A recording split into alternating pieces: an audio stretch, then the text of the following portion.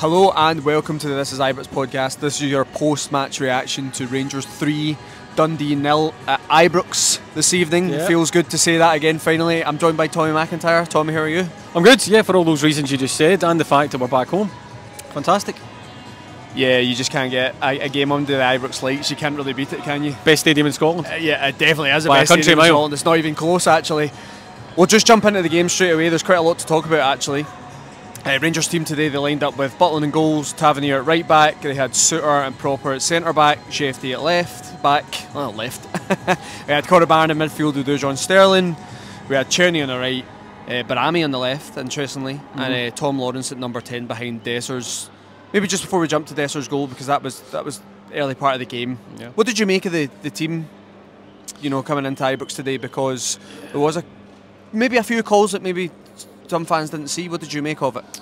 Yeah, I mean, I think that was a brave call by the manager on some things in terms of a lot of noise about Igamani starting, etc. I think if the team was in a different place and we'd racked up some really good results and there was a lot of positivity around about the club, he might have taken some gambles. As it was, go and win the game, then make your changes, and that's exactly how it played out. So kudos to the manager there. I don't think we're at that point yet, are we, that you can come into a League Cup tie and think, okay, it's an opportunity to play a certain player, give them minutes, and look, I think you've just got to put a lot of trust in the manager with Hamza Gaman. There's a lot of expectation around. Lots, yep. You could feel it in the crowd today when he came on, but look... That was just you, to be honest. I was a big part of it, yeah, I apologise for that, it was mainly just me, but I think we just have to, like I said, trust the manager, we're trying to build him in. Same with Cortez that came out in the second half. We'll have a discussion about that. But yeah, I think the manager got his team right. Regardless of that change at half time, we'll have a discussion on that. But I think overall he got the team right today. Let's just jump to Dessers' goal.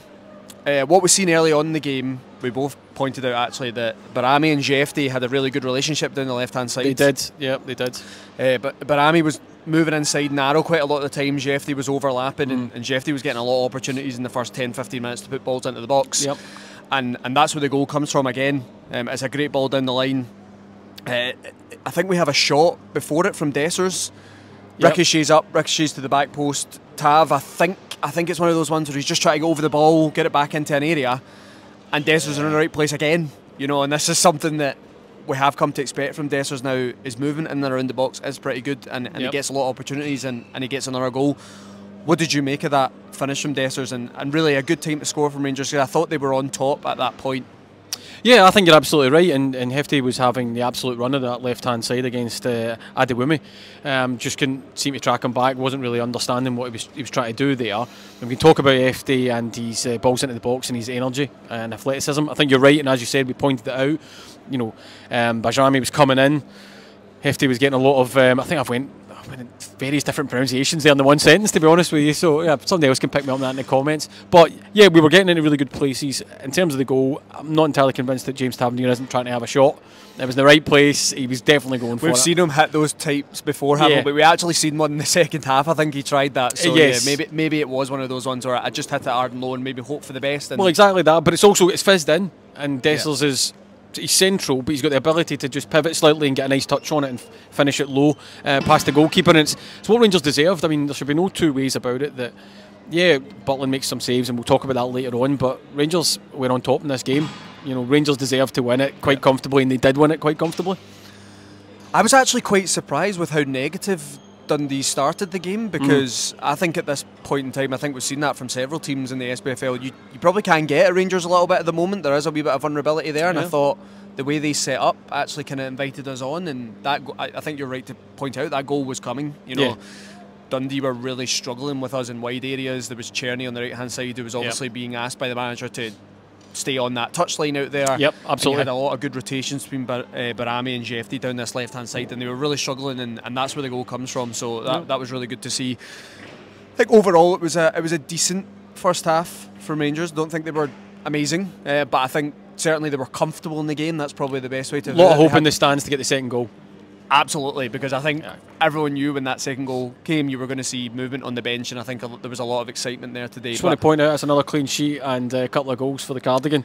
So treating the people who were in the comments to 2 cardigans this evening. So there we go. Just keep wearing the cardigan as long as we win. It doesn't matter. That's it. If I'm here to cover a game and we're winning, the cardigan stays on. Yeah, absolutely. Let's just talk about that change at half-time because... You called it early, actually. Yeah, I don't want... look, this isn't a podcast to be negative on because Rangers were really good today, but that Dujon Sterling in a midfield role, I'm struggling to see the real benefit of that, other than he's a player that gives you a lot of energy, and I think that's why a lot of the support want Dujon Sterling around this team. I'm not really sure what he gives you in midfield in a game like that, where Rangers are dominant with the ball. In possession, I don't think he's great in central areas, and he wasn't really getting an opportunity today to kind of show that ball-winning ability that a lot of people associate with him. Yeah, I think you've got a point, but my question to you then, because you'd called this out, and I think you tweeted it out as well just before the manager made the change, because he was obviously seeing something as well there. But who do you take in there? Do you take Diomande? Do you take Raskin? I know you're going to say Raskan, right? But we're going to stick with Raskin because I've not only said it, right? But who do you, if you've only taken one, who are you putting in there on top of him? I think for the individual quality, it would have to be Mohamed Diomande. Whether I don't believe that's his best role in a Rangers team. I think you'd maybe have to change the shape to get the best out of the player. You drop Lawrence? I don't think you can at this point, can you? The way Tom Lawrence is playing, and he's pretty we'll come on to that later on. I thought he was good again today. So, and that's exactly what you want, isn't it? You want a Rangers team where if players are performing, they stay in the team. That's what it's all about, right? Yeah, in the jersey. I think there's times over the past few years where players have stayed in the side and they maybe haven't been performing. So that's exactly what we want to see. But I'm just not sure. For me, if the way I was looking at that, and I think the change was one that had to be made. I think if you wanted to give Diomande a break like he maybe was today and taking him out, because there has been a bit of criticism around Diomande, maybe feeling that he wasn't maybe showing as much as he could. I think that was the game for Raskan. I really do. I think Raskan came on against Dundee United last week, and I thought he'd done well in the last 15 minutes. Did okay, yeah. Did okay. That one's a bit of a strange one. To me, it just seems like Philippe Coman doesn't really fancy him. Right, he's been here for quite a while now. I don't think he fancies Nicolas Raskan. So this might be one that he moves on eventually. But just in terms of Dujon Sterling, I wasn't surprised by that change at half time, and I think we've seen a lot of the kind of more positive attacking senses that Diomande can bring. He wasn't amazing, but I think in terms of possession, you get a wee bit more out of the player. So look, I thought that was an interesting change. Sure. It's maybe something that the manager will look at going forward, and maybe it is time that Dujon Sterling just gets an opportunity at right back going forward. Well, we've discussed this before on the podcast. I know I've said it as well. Dujon Sterling brings a lot of stuff, energy, power, etc., pace. We've discussed all that, but he is one of those guys who's probably got to now find his berth. It's got to be one. You don't want to end up being that utility guy, and I know people will say utility players have a place. If you go all the way back to people like Tony Vidmar and all that, can be utility, but you want a player who's got a jersey and then they can help out in other places, and I don't think that's naturally happened to Dujon Sterling yet. Yeah, I would have to agree. Let's go into the second half then. There was obviously that change, and Rangers get a penalty to Rangers. It feels like that one. Back at Ibrox, there we go. Yeah, exactly. It was just fitting for the first game back that Rangers got a penalty. James Tavernier steps up, he scores. I was actually really nervous for him based on the perception around the player the last couple of months, and overall I thought he had a good game today. He was decent, he was decent. He had a bit of loose in possession at one point in the second half, and Jack Bolton makes a really good save. Bailed him right out, actually. He did, but I thought overall he had a good game today. I was happy to see him score there, and noticeably the whole team were around him when he scored. I think there was a lot of team love for it. There was a lot of kind of showmanship on that. Do you like, see when there has been moments like this where a player's getting a lot of criticism, do you like to see that from the players, that's showing that kind of unity with them? And I think that's exactly what I would want to see in those moments, regardless of whether you feel that James Tavernier hasn't been performing. I want the players in and around that squad to try and pick him up when he is having a low moment. I don't think there's anybody out there, right? People have got their favourites and they're not favourite players or whatever in Rangers jerseys, right? There's nobody out there who would say, I want a Rangers player to perform badly. Right? And so yes, has James Tavernier been absolutely at it? No. His form's not been great. It was okay today, I'm with you, played pretty well going forward, a couple of lax moments, but it's a game that he probably should play well in, given the space that he was getting.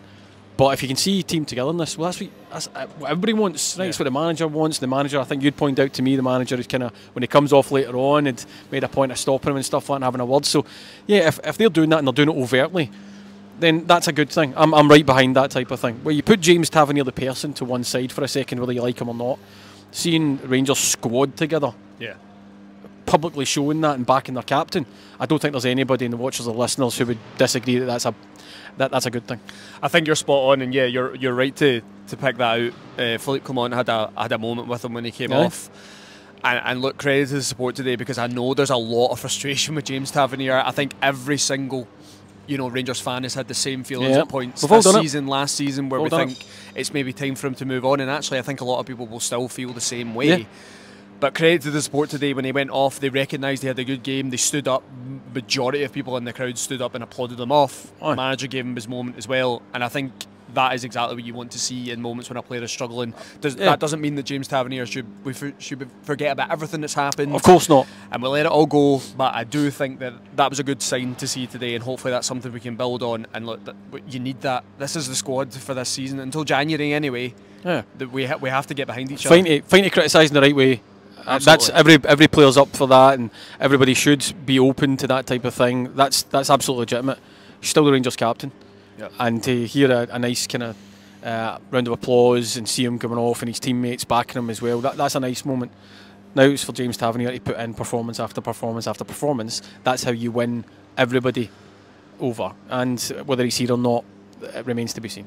Needs to find that consistency again. Certainly does. A little bit more of that going forward. Maybe try and cut out those kind of loose mistakes in possession, because that's always the bit that people are going to hold against him. But I think if he can find a bit of consistency again, there's no doubt that James Tavernier has ability. Should be in there thanking Jack Butland for keeping him out of the head. There's several points I think Rangers could have thanked Jack Butland today. So we'll just come on to the Dessers second goal. I thought it was a really good goal again from Rangers. Comes down the left hand side. Barami, great ball into the box. Yep.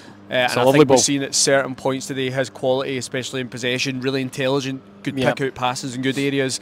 Great ball in. But I have to say, I think the finish is better than the pass, actually, because the ball is bouncing. It's not an easy one. Dessers gets right over it. Yep. Trevor Carson, who made quite a few saves today, has absolutely no chance.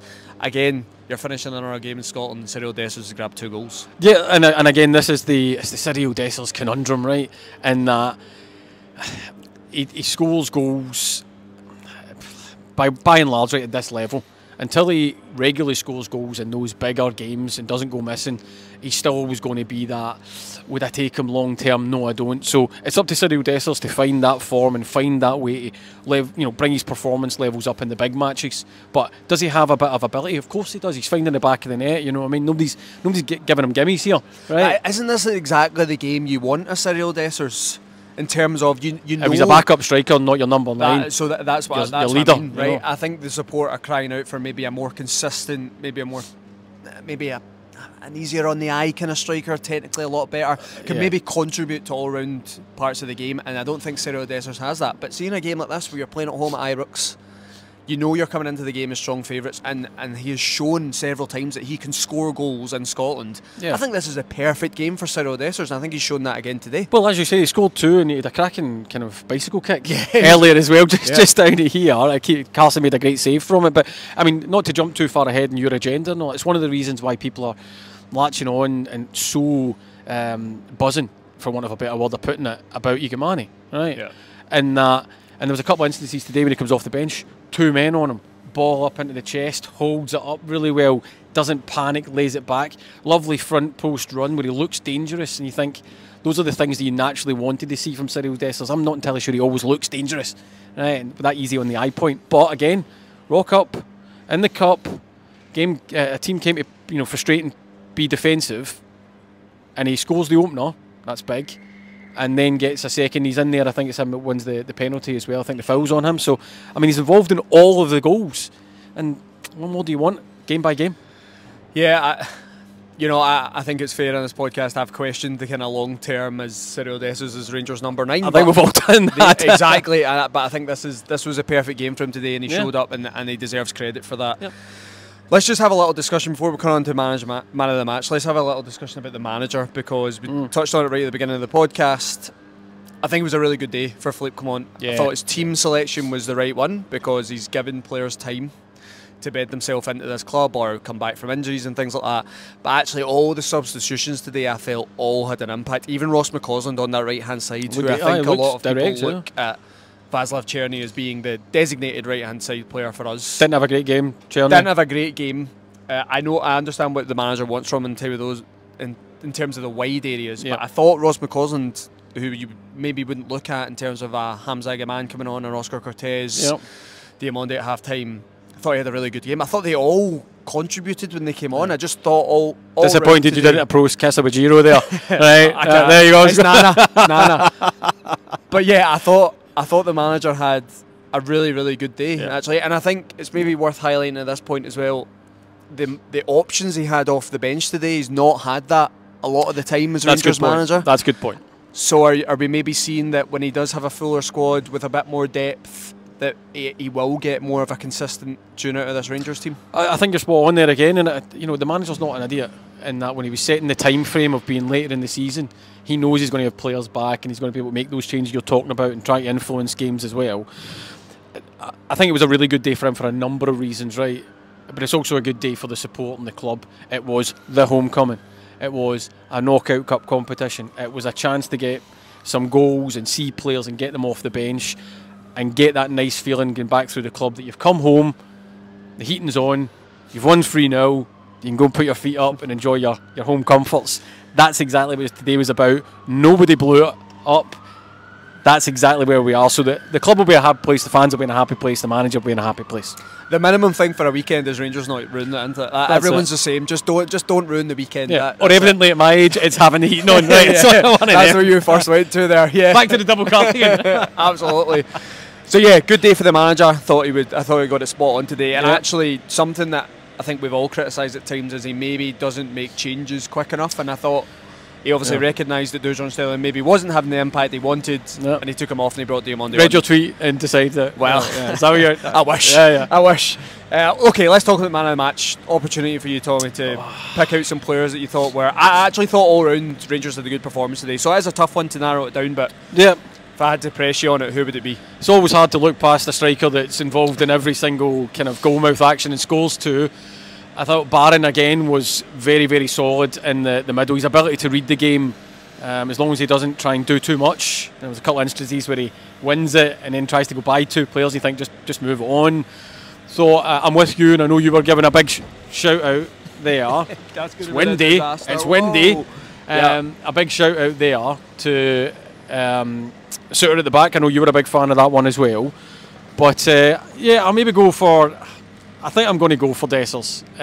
Could have been tempted to be Hefty, but I'm going to go with Dessers. Dessers is the one.